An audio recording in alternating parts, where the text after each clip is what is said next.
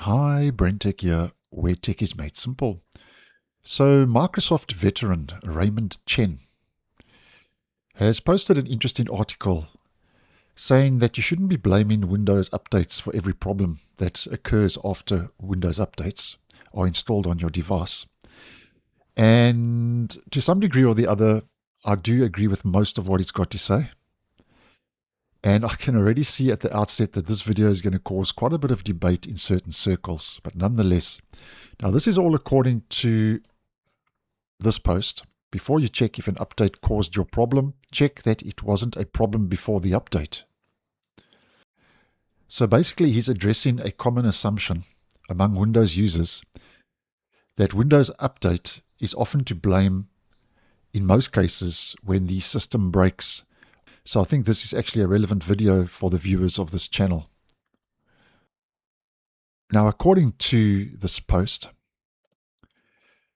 Chen says that many issues that surface after Patch Tuesday updates, or I suppose that could be any update really, that requires a restart, are not actually caused by the updates themselves. Instead, the reboot that follows an update, he says, simply reveals problems that were already present in the system. And he has this to say, and I'm quoting, and what Chen says is going on. He says, when someone updates some software or has installed a new driver or deployed some new group policy that they saw in a TikTok video or something, and the new policy does some really sketchy things like changing security or registry keys or reconfiguring services or changing some undocumented configuration settings, the software updates or the new driver or the new group policy renders the machine unbootable. But they don't notice it because they don't reboot until Patch Tuesday, because most Patch Tuesday updates require a system reboot because they are automatic, mandatory, compulsory updates. So basically what he's saying is that the real problems are usually earlier system changes that don't immediately trigger visible problems, which could be driver installations, newly deployed software, group policy updates, or manual tweaks to the registry and system settings, especially with software that changes those settings under the hood, like customization software and so on, and registry cleaners. And while we are talking about this from a personal level, and I've mentioned this previously on the channel, back in the day, I used to use registry cleaners. I used to use CCleaner. I used to tweak and adjust things myself with PowerShell scripts and command prompt scripts to uninstall apps that couldn't be uninstalled normally in Windows. So as an example, if we head to our system page in Windows 11 and we head to system components, as an example, these apps cannot be uninstalled. There is no automatic or default option to be uninstalled. So back in the day, I used to strip these out of Windows, most of the stuff, using PowerShell scripts and so on.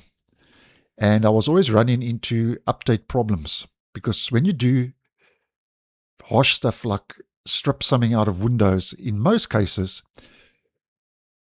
that shouldn't be uninstalled because there is no uninstall option available. So you are basically forcing the uninstallation of that app or that service or whatever.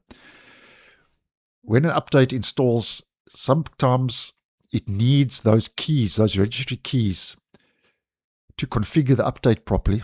And when it can't find the necessary keys, as an example, that's when the update fails. And I have found that since I have stopped using registry cleaners and forcing uninstallation of certain apps and services and so on, that my Windows update problems have, I would say, decreased by 99.9%. So that's just from a personal observation. So to some extent or the other, I do agree with what he's got to say there. So basically what he's saying is he's mainly addressing enterprise environments in the post. Mainly enterprise. but it can apply to home users. So basically in an enterprise setup, these changes, he says, can silently destabilize a system over time, since Windows, typically in an enterprise environment, runs without interruption for long periods of time, and then you restart the device for an update, and then that's where the problem occurs, and then you think the update caused the problem. So that's basically what he's trying to say in a nutshell. And this is an interesting little end to his post here at the bottom. He says, if it wasn't the update that broke their system, it was the fact that the system rebooted. So that's Chen's take on it. So basically, at the end of the day, what he's trying to say is that various optimization tools, tweaks, or unofficial modifications can introduce instability that only becomes visible after a restart. Let me know what you think down in the comments. Agree or not, I would be interested to hear. So thanks for watching, and I'll see you in the next one.